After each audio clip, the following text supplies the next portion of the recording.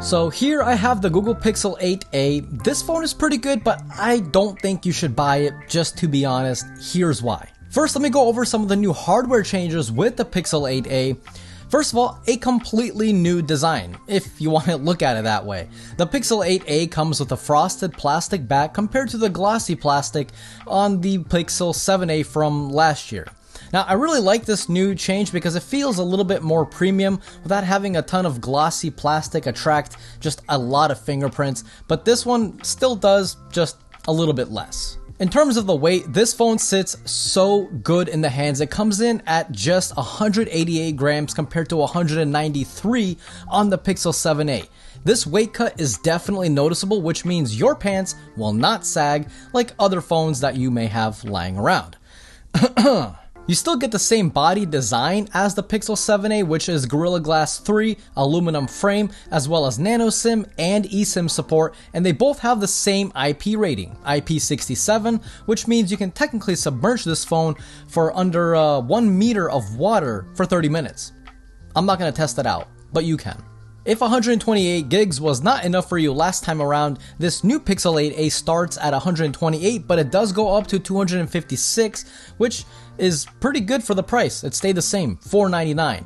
That's right, it's a little bit more than I was hoping for, but luckily Best Buy has a great promotion going on right now where you can get this phone for free, basically, with an eligible trade-in.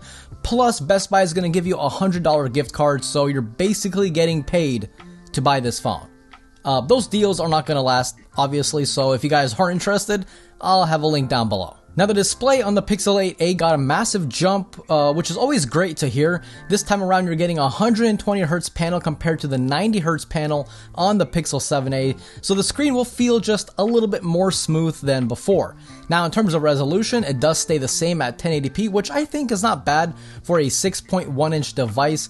If you're looking for a new, small phone that you can use with one hand perfectly, I think this phone's it. Now, in terms of the brightness, it also got a pretty big jump from 1000 nits peak brightness all the way up to 2000 nits of peak brightness. That's as much as the newest and most expensive iPhone, and even surpasses the brand new tandem OLED brightness, the 1600 nits of peak brightness on the new iPad Pros. So I guess you have those bragging rights. So what about the cameras? Well, they are the exact same as on the Pixel 7a. We have a 64 megapixel f1.9 main camera with dual pixel autofocus, as well as optical image stabilization. You also get a 13 megapixel ultra-wide camera, and of course the new Tensor G3 chip inside the new Pixel 8a. We should still see improvements over the Pixel 7a. Unfortunately, I don't have the Pixel 7a in hand, but there are probably a ton of creators on YouTube that will make that comparison video. As far as the selfie camera goes, it's also the same as the Pixel 7a, 13 megapixel with auto HDR.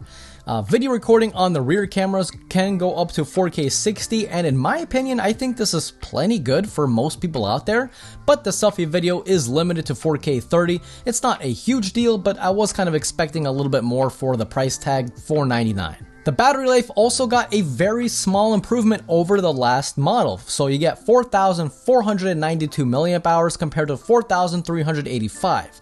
In terms of screen on time, I'm actually surprised how similar this is to the more expensive Pixel 8. I'm comfortably getting around 6.5 hours of screen on time, which should last the average person throughout the entire day, so if you are a battery junkie, I think this phone is going to do a pretty darn good job. So of course, with Google's new promise, you'll be getting 7 years of OS updates as well as security updates, which is just insane to think about. That means if you buy this phone used in 2 years, you'll still be covered for 5 more years. That's pretty impressive if you ask me. Now, when it comes to charging, unfortunately, it is as slow as ever. You get an 18-watt charge, which it's slow. I mean, especially in 2024. In fact, I think it's the slowest charging phone that's out there. The OnePlus 12R. That phone, it takes 30 minutes to charge from 0 to 100%, and that phone is around $30 more than the Pixel 8a is, so, something to keep in mind. Wireless charging is also on the Pixel 8a, but you guessed it, it's slow. 7.5 watts. It's slow. In fact, it's so slow that I kind of just gave up halfway through and just plugged it in. So you have wireless charging, but do you really have it? Up to you to decide. Now, when it comes to the haptics, they are pretty darn good and punchy, but don't expect them to be as good as the more expensive model, of course. For $499, I think the haptics are about as good as the price tag allows them to be. They're not bad at all, and I think most of you guys who enjoy those really good haptics, you're gonna be kind of impressed. So why shouldn't you buy this phone? Well, don't get me wrong. Okay, if you buy it right now, like I said, through Best Buy, link down below, you'll get this phone for free, plus you'll get a $100 gift card. So of course, if you take advantage of this offer now, I'd say go for it. But let's say you want to buy this phone after the deals end. Maybe you don't have money now, you'll have money later, but then those deals are not going to be there later. Don't buy this for two reasons. The first reason is that the much better Pixel 8 is $200 more. Now, I know what you're thinking, Mark, $200 is still $200, for sure. But just hear me out. For that, you're getting a better and brighter display. You're getting Gorilla Glass Victus, a glass back compared to a plastic back.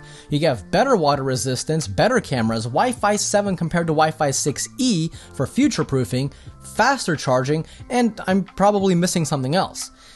What I'm trying to say is that for those $200 extra, you're getting a lot of stuff, but also not to mention the fact that Google will also have sales again in the future for this phone.